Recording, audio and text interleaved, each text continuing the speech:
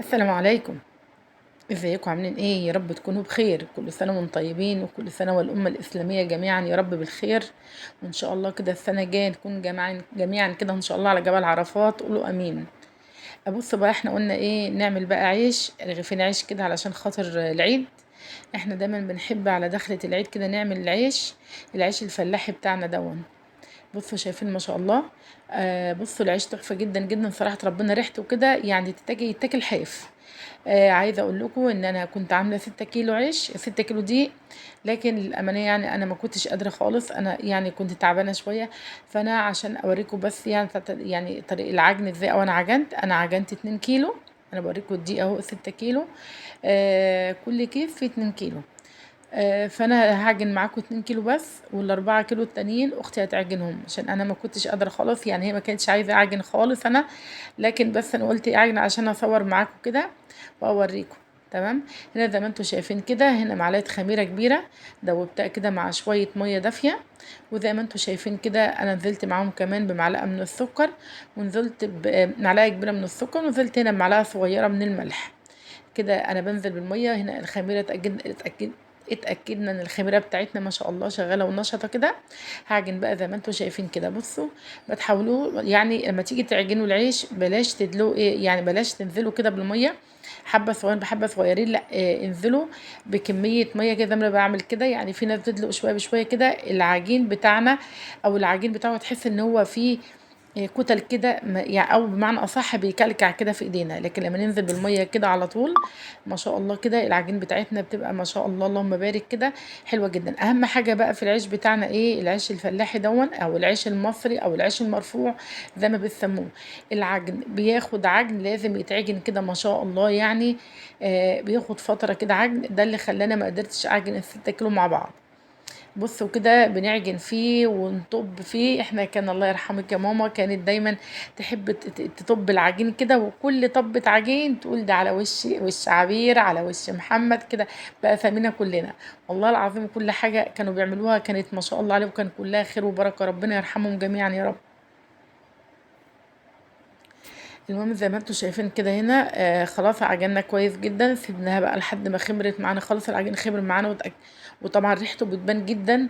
يعني حتى من غير ما تشوفيه ريحته بتبان. الخميره ريحتها بتطلع كده ما شاء الله. هنا بقى انا بحب اجيب كده شويه ميه في قلب الطبق، واحط عليهم كده حوالي معلقتين زيت عشان وش العيش بتاعنا يبقى بيلمع كده ما شاء الله. برضو احنا اتعلمتها من ماما، واتعلمت الخبيث ده كمان من امي الله يرحمها. يعني طبعا احنا كلنا طبعا بنتعلم من امهاتنا. هنا بقى انا اختي كانت بتعجن ال4 كيلو هم مع بعض.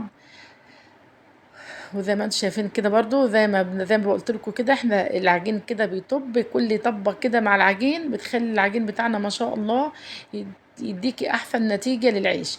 هنا خلصنا وقرصنا العيش كله زي ما انتم شايفين كده. انا بوريكم كده صينيه بس. هنا بقى انا بقى بصوا تقولوا لي بتكرهي ايه في حياتك؟ اقول له اكره ان انا اكون بصور، يعني او حد يصورني. انا بحب احط على رنج كده هو يصور. لكن احنا كنا قاعدين على السطوح بقى، والدنيا كانت ضلمه صراحه زي ما انتم شايفين كده. كنا مولعين اللمبه صغيره كده. فانا يعني ما فيش مجال ان انا ممكن احط الرنج فوق صراحه. بس هي كانت اختي ماسكاهولي كده بس على قد ما قدرت، كتر خيرها طبعا انها كانت بتصورني كده. شايفين ما شاء الله العيش؟ بص العيش اللهم بارك كده، شكله يفتح النفس، وريحته كانت الله اكبر عليه والله جميله جدا جدا. العيش الفلاحي دون احنا بنعشقه من عشاقه. شايفين بقى ده هنا رده معانا، ودي المطرحه بتاعتنا. المطرحه دي عندي من زمان قوي، بقى لها كتير صراحه ربنا. فزي ما انتم شايفين كده انا بحاول اوسع العيش بس الاول كده، وبعد كده بريحه ما شاء الله كده مع الرح. الرغيف بيكبر معانا كده. لكن انا كنت عامله عيش صغير، وكنت عامله كبير. يعني كنت عامله صغير كده زي عجنت شويه قرصت شويه كده صغيرين زي بتاع الافران اللي بره، الرغيف اللي هو الصغير ده، او شيلن ده دلوقتي، ولا معرفش هو بكام دلوقتي بصراحه. وعجنت وقرصت كمان شويه كبار. شايفين ما شاء الله. يعني انا بوري بصوا، عايزه اقول لكم والله العظيم الواحد بيتشوق. انا كان بقالي كتير قوي قوي ما خبزتش عيش خالص، يعني بقالي فتره طويله قوي. بس يعني هف علينا كده ونفسي راحت ان احنا ناكل في العيد الكبير كده عيش زي ما كانت بتعمله لنا امي. فقلت بقى ايه اعمل كده. والله انا للامانه كمان ما كنتش هصور، بس برضو قلت لا اصور معاكم كده عشان انا صورت معاكم قبل كده برضو عيش. كنت خابزه عيش برضو، وكان دخلة عيد وصورته معاكم برضو كان على السطح احنا قاعدين في الضلمه، بس النهارده الاضاءه كانت احسن شويه. شايفين بقى ما شاء الله العيش اللهم بارك تحفه جدا. الله اكبر كده، كل العيش بتاعنا كان ما شاء الله كان كله قابب كده. بفرح جدا لما بقى احدف الرغيف في الفرن كده بعد ما بريحه والاقي الرغيف يقب في الفرن كده ما شاء الله. شايفين ما شاء الله كده لقمه نظيفه ولقمه حلوه. لو هتتاكل حاف هتتاكل حاف وحياه ربنا، والله لو العيش بناكلها بملح بناكلها بملح. حلو جدا جدا ما شاء الله.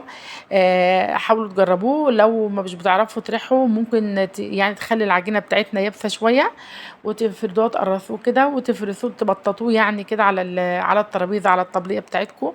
وزي ما انتم شفتوا كده ما شاء الله، ده كان الفيديو بتاعنا النهارده. عملنا العيش الجميل القمر ده اللهم بارك يعني. وكل سنه وانتم طيبين. ولو عجبكم الفيديو بتاعنا النهارده يا ريت ما تنسونيش في اللايك والشير وتفعيل الجرس عشان يوصلكم مننا كل جديد، وسبسكرايب للقناه يا جماعه. ولو عجبكم الفيديو بتاع النهارده يا ريت دعوه حلوه من القلب بقى.